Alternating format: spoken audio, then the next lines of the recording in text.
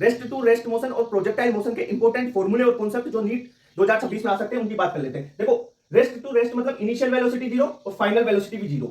Alpha acceleration है, beta D acceleration है। t1 time के लिए एक्सीलरेट हो रही है अल्फा से और x1 डिस्टेंस के लिए। फिर डी एक्सीलरेशन होगा बीटा से t2 टाइम के लिए और x2 जो भी डिस्टेंस है उसमें। ठीक है, ये डिस्टेंस। तो यहां पे v max पूछा जाता है, कई बार टोटल डिस्टेंस पूछी जाती है x1 प्लस x2 जो s टोटल है, या टोटल टाइम पूछा जाता है। तो आप कैसे निकालोगे? v max निकालने का एक फॉर्मूला है, अल्फा 1 t1 बराबर कर दो बीटा t2 से। ठीक है, यहां से निकाल सकते हो, या तो अल्फा t1 या बीटा t2 से निकाल सकते हो, या आपको v max अगर अल्फा बीटा दोनों दे रखे हैं तो alpha beta upon alpha plus beta into total time t से निकाल सकते हो। अगर t1 t2 नहीं दे रखा, टोटल टाइम दे रखा, तो इससे निकाल लोगे। एस टोटल कैसे निकालोगे? Half alpha beta upon alpha plus beta t square से निकालोगे। और total time v max, total time क्या होता है? t1 प्लस t2 होता है टोटल टाइम ये।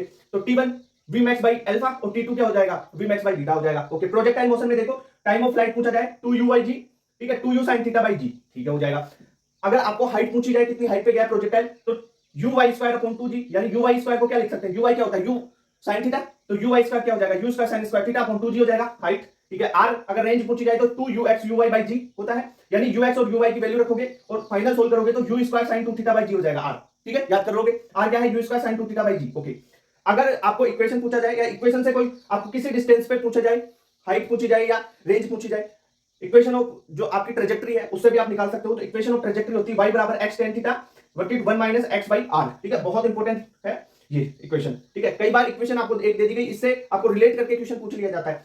दूसरा, इसी को एक दूसरा फॉर्मेट है y बराबर x tan theta minus g x square upon 2u square cos square theta. ठीक है, अगर देखो प्रोजेक्टाइल मोशन हो रही है और कंप्लीमेंट्री एंगल है, यानी मान लो आपकी प्रोजेक्टाइल मोशन हो रही है, एक एंगल अल्फा है एक बीटा है, तो अल्फा और बीटा दोनों का टोटल है ना 90 डिग्री है, तो उसे कंप्लीमेंट्री एंगल बोलते हैं। कंप्लीमेंट्री एंगल में अगर यू सेम रहेगा तो रेंज हमेशा सेम रहती है। ठीक है भाई, रेंज हमेशा दोनों की सेम रहेगी। क्लियर बात? ओके, H1 और H2 जो हाइट अटेन की है उसका रेशियो क्या होगा? tan स्क्वायर थीटा, और T1 अपॉन T2 का रेशियो क्या होगा? tan theta. R कैसे निकाल सकते हो? हाफ जी T1 इंटू T2 से निकाल सकते हो। R स्क्वायर और जो हाइट है उसमें रिलेशन होता है R square is equal to 16 H1 into H2। ठीक है, तो ये चीजें थी इंपॉर्टेंट, आपको याद करनी चाहिए।